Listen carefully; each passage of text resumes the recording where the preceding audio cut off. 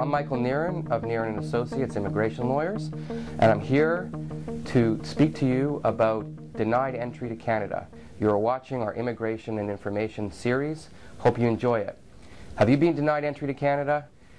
Do you have a criminal record, maybe a medical condition, but you need to come to Canada? Well, there is a way out. You have to know what to do, you have to know which paperwork is necessary, and how to get through.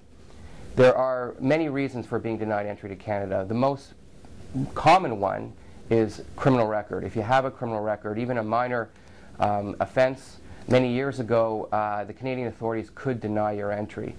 So there are a few ways to deal with this situation. One would be considered a temporary resident permit, or a TRP. A TRP is a document issued by the Canadian authorities that will give you the permission to enter Canada even though you're inadmissible. A TRP can be obtained at a Canadian consulate in your home country, or if you're an American, in some cases, at the border. A TRP is not easy to get.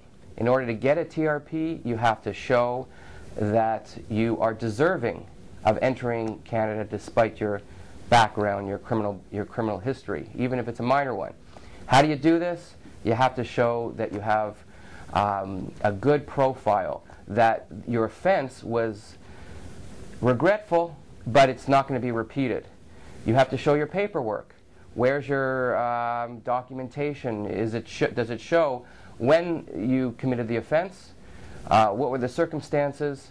And you also have to show a summary of, in your own words, what happened and why it happened and why it won't happen again. Now, once you have all your paperwork assembled, as I mentioned, you can do one of two things. You can make a formal application at a Canadian consulate or embassy and wait for the decision. It could take a number of months. It could take 6 months. It could take 8 months. And if you're approved, you'll get your TRP, or your temporary resident permit, and then you can make your way to the Canadian border or airport and present it to Canadian Customs. In most cases, if you have a TRP in hand, they will admit you to Canada. However, there's always the risk that the customs officers may still deny your entry. Unlikely, however. The other approach is a little bit more risky, but it's a lot faster.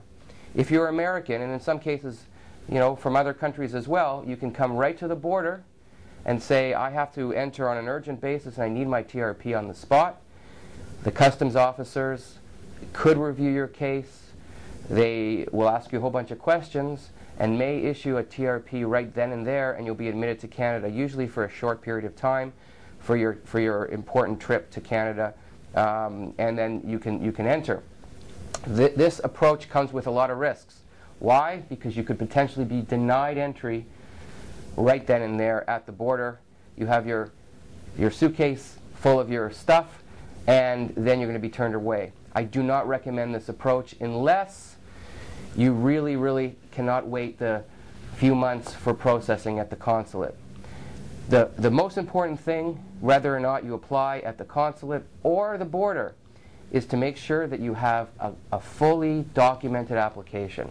It has to contain everything about your background, about your criminal history, and about the reasons why you want to enter Canada. Without this information, a customs officer or an immigration officer at a consulate will likely refuse your application. One other thing you should know is that if your offense took place 5 years ago or longer, there's a possibility you can apply for what is called criminal rehabilitation. That's an immigration term.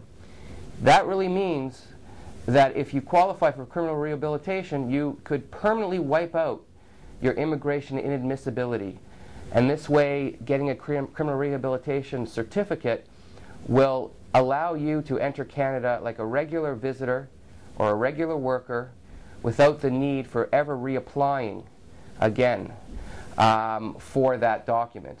A TRP, or temporary resident permit, is temporary. So once that temporary resident permit expires, you're going to have to reapply again. But for criminal rehabilitation, the good news is that once you get it, and you don't have to worry about it again, unless, of course, you commit another offense, which hopefully that won't happen.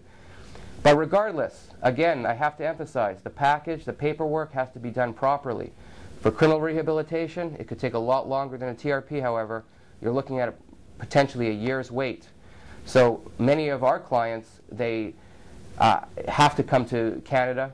They can't wait the whole year. So what they do is they apply for a TRP, a temporary resident permit, and at the same time a criminal rehabilitation for the future.